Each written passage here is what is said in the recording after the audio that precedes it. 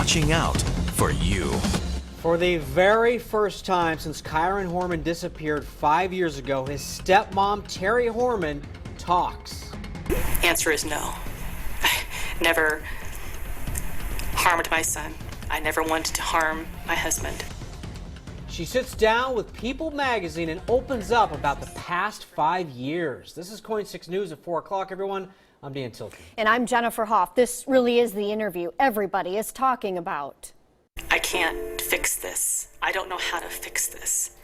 Kyron Horman vanished from Skyline School on June 10th, 2010. He disappeared without a trace.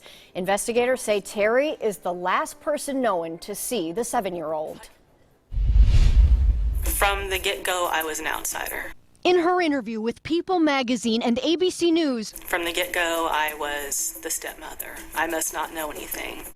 Terri Horman says investigators have relied on what her former husband, Kyron Horman, and Kyron's biological mother, Desiree Young, had to say. When the police started questioning us, they took into account more what Kane and Desiree were saying, as opposed to what I was saying. And I spent my days with him.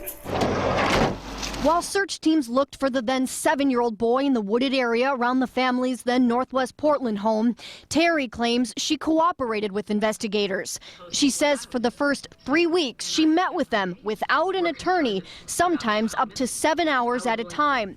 3 days into the investigation, she took a polygraph test. Terri was told she failed. My first response is, how is that possible? I told the truth. How is that possible? Terri says she has always been open with investigators. I was willing to talk about anything. I want him home.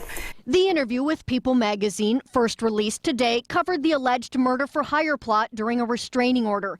Terri calls the allegations bogus. There is just so much information that is not being told to the public. That's why I'm here today. They need to change this around, and they need to focus on finding him.